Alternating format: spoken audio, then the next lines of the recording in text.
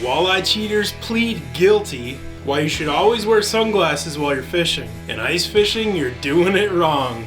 We got that and more coming up right now in Target Walleye's Top 5 presented by Seafoam. Let's dive on in.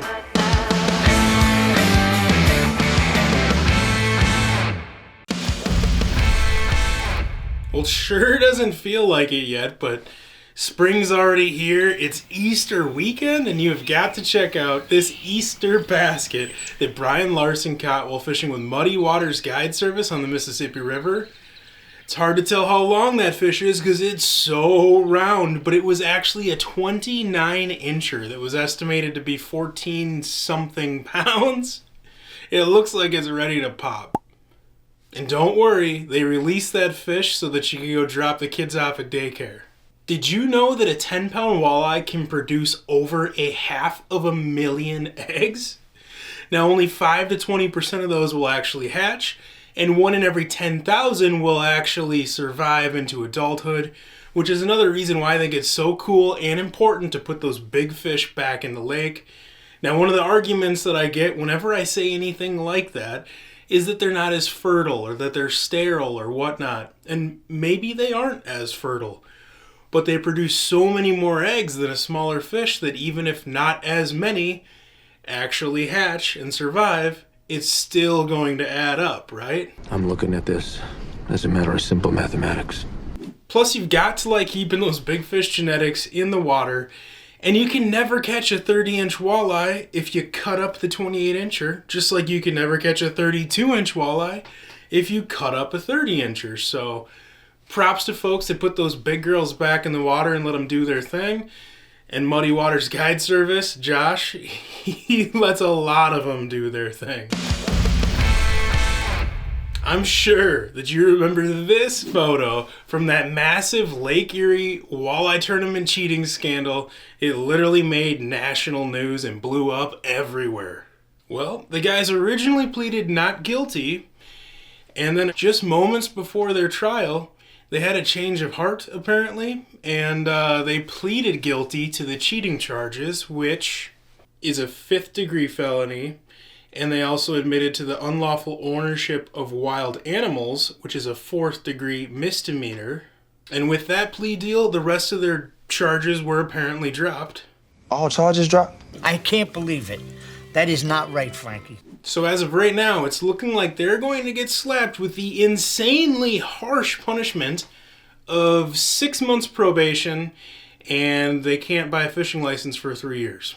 Are you freaking kidding me? What a slap on the wrist. Are you serious?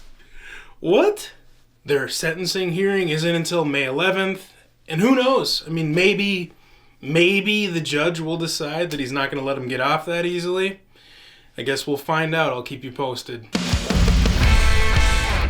This next one is literally my worst fishing nightmare.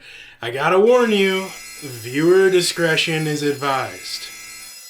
So a few years ago, Green Bay guide Brett Alexander was doing a night fishing trip, and his client literally was catching his new personal best walleye, and as Brett was scooping that fish into the net, the fish opened its mouth, the bait ripped out. It's a Rapala BX swimmer. This is no joke. This is a big deal. Shot out, hit him right in the eye, and yeah, you can see the aftermath of that. I think I'm gonna be sick. Me too. Now it took months and literally 5 surgeries, but thank the big man upstairs, the doctors were somehow able to get him back up to 20/20 vision. I mean, absolutely awful, but I'm so glad that the outcome wasn't worse, man, and glad to hear that you're all recouped up. I mean, it's seriously scary how fast life can just throw you a random curveball like the curveball. I guess that's more like getting drilled by a 100-mile-per-hour fastball right in the eye. But you know what I'm saying. Yuck. Brett said that from that point forward, he's going to be wearing some sort of eye protection no matter if he's fishing at night or daytime. And I guess just take this little top item as a reminder or suggestion that maybe you should consider doing the same thing. Okay, now let's lighten things back up. Speaking of Rockin Shades, how long until you think we see the Tiller crowd rocking these polarized, full-face sunglasses that were created by a Japanese company?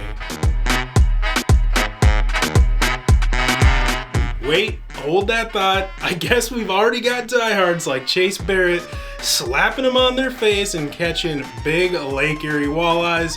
You gotta do what you gotta do.